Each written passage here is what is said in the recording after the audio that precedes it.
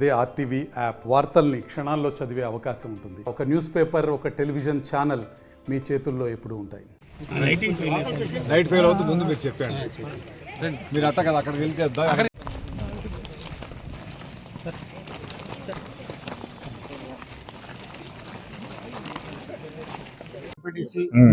వీళ్ళ కోరిక మేరకు కాంపౌండ్ లేదు, జిల్లా హెడ్ క్వార్టర్స్ జరిగింది కాబట్టి లండన్ డీజే సంబంధించి లండన్ డీజే లండన్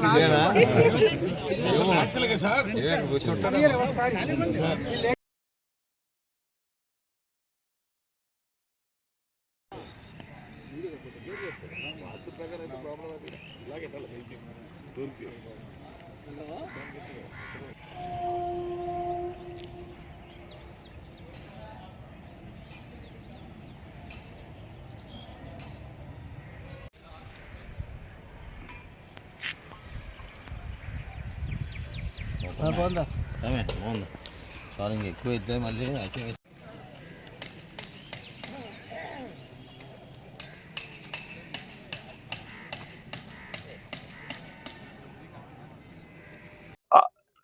సెంట్లు కాపు భవన్కి.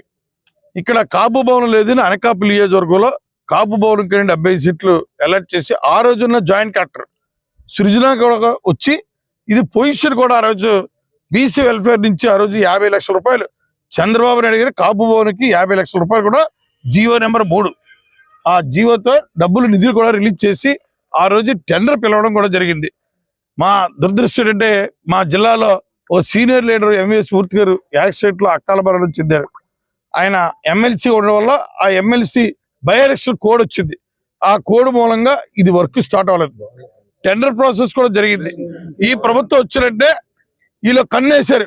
ఈ జగన్మోహన్ రెడ్డి తొత్తులాగా ఇక్కడున్న గుడివాడ అమర్నాథ్ కూడా ఎక్కడ ఖాళీ జాగా దొరికితే అక్కడ కన్నేస్తుంటారు. దాంట్లో భాగంగా ఈ ఎకరా 75 సెంట్లు వాళ్ళు విలాసమైన భవంతి కట్టుకుంటున్నారు ఇక్కడ వాళ్ళ పార్టీ కార్యాలయం. మళ్ళా మీద కూడా సింబల్స్ చూడండి. ఆ సింబల్స్ కూడా ఇండియన్ సింబల్స్ కాదు, బ్రిటిష్ వాళ్ళ సింబల్స్. ఈ పార్టీ కార్యాలయానికి కాపు భవన్కి ఇచ్చిన ప్రొసీడింగ్స్ ఉన్నాయి. పొజిషన్ కూడా హ్యాండ్ ఓవర్ చేశారు ఇంజనీరింగ్ డిపార్ట్మెంట్ వరకు. వాళ్ళు టెండర్స్ కూడా పిలిచారు. దాన్ని కోర్టుని ఆశ్రయించాము. కోర్టుని ఆశ్రయిస్తే కోర్టులో కూడా 2023లో కోర్టుని ఆశ్రయించాం. కేసు నెంబరు WP నెంబర్ 6 2023 ఫిబ్రవరి 4వ తారీఖున కోర్టుని ఆశ్రయిస్తే కోర్టులో రీచ్ అవనీయకుండా వాళ్ళ ప్రభుత్వాన్ని అధికారాన్ని అడ్డం పెట్టుకొని కోర్టుని కూడా అసలు ఫైల్ కూడా నెంబర్ అవనీయకుండా స్థానిక కలెక్టర్ గారు కూడా దీంట్లో ఓ కొత్తూరు నరసింగరావుపేట అనకాపల్లి మండలంలో అనకాపల్లి నియోజకవర్గానికి సంబంధించి గత ప్రభుత్వంలో పేలా గోవింద్ సత్యనారాయణ గారు ఎమ్మెల్యేగా ఉంటుండగా ఇక్కడ కొంత స్థలాన్ని కేటాయించి ఎకరా 70 సెంట్ల 75 సెంట్లు కాపు సామాజిక భవనాన్ని నిర్మించాలి. ఇక్కడ ఉన్నటువంటి నిరుపేదలైనటువంటి కాపులకి మేలు చేయాలి. వాళ్ళ పెళ్లిళ్ళకైనా కథా కార్యక్రమాలకైనా శుభకార్యాలకైనా లేదంటే ఆ పిల్లలు పై ఊరు నుంచి వచ్చిన వాళ్ళు ఉద్యోగరీత్యా వచ్చిన వాళ్ళు వాళ్ళ ఆస్తుల కింద కొంత ఉండడానికైనా రూములు కూడా పెట్టి చేయాలని ఒక 50 లక్షల రూపాయలు కూడా నిధులు మంజూరు చేస్తున్నారు. కానీ దురదృష్టం ఏంటంటే ఇంతగా ఈ ప్రభుత్వం కాపుల గురించి ఎంత చేసాం అంత చేసామని ప్రగల్భాలు పలికినటువంటి వ్యక్తులు ఈరోజు ఇదే స్థలంలో అవి పాత ఇచ్చినటువంటి మంజూరులన్నీ కూడా పక్కకు పెట్టి ఇక్కడ ఒక భవనాన్ని నిర్మిస్తూ ఉన్నారు. ఆ భవనం పోని ప్రజలకు ఉపయోగపడే ప్రజాభవనం అయితే సంతోషించి ఉండేవాళ్ళం. కానీ ఒక పార్టీకి సంబంధించినటువంటి భవనాన్ని కట్టుకున్నారంటే అది మిక్కిలి హేయమైనటువంటి విషయం. సిగ్గుపడాలి. వాళ్ళు నిజంగా చిత్తశుద్ధి ఉంటే, నిజంగా కాపులు సామాజిక వర్గం మీద ప్రేమ అభిమానం ఉండుంటే ఏదైతే ఇక్కడ ఈ భవనం ఉందో కాపు భవనం కేటాయించిన స్థలంలో కట్టారు కాబట్టి ఈ కట్టిన బిల్డింగు కాపు సామాజిక వర్గం కాపు భవనంగా పేరు మార్చి వారికి ఇవ్వండి, చూపించుకోండి.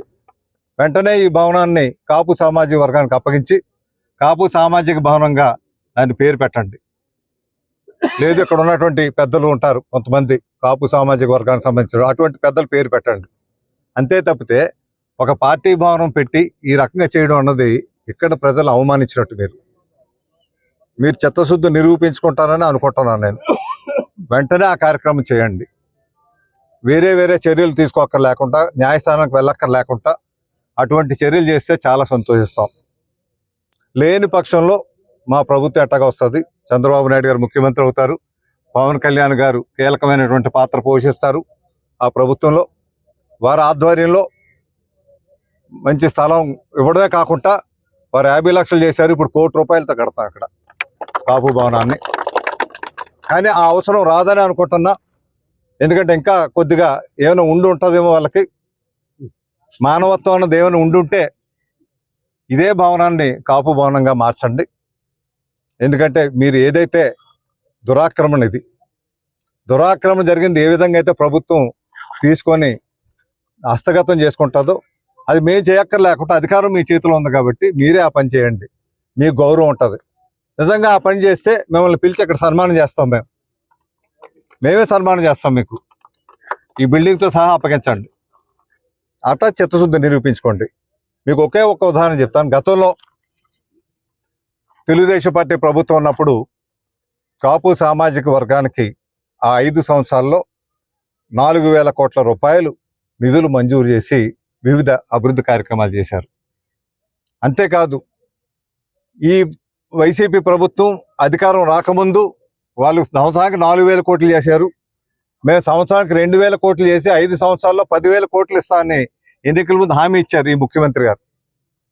కానీ ఈరోజు ఎంత ఖర్చు పెట్టారండి? 5 సంవత్సరాల్లో కేవలం 2,000 కోట్ల రూపాయలు మాత్రమే ఖర్చు పెట్టారు. అంటే తెలుగుదేశం 5 సంవత్సరాల్లో ఖర్చు పెట్టినటువంటి 4,000 కోట్ల రూపాయల్లో సగం కూడా ఖర్చు పెట్టలేదు ఈ 5 సంవత్సరాల్లో. ఎంతకంటే సిగ్గుమాలిన విషయం ఉంటుందండి. అంటే చెప్పేవి కబుర్లు వేరే, చెప్పేవి ప్రగల్భాలు, చేసే పనులకి ఎక్కడ పొంతం లేదు. అదొకటే కాదు, గతంలో అయితే మీకు మరిన్ని వీడియోస్ కోసం ఛానల్ ని సబ్స్క్రైబ్ చేయండి. లేటెస్ట్ అప్డేట్స్ కోసం వాట్సాప్ ఛానల్ ని ఫాలో చేయండి.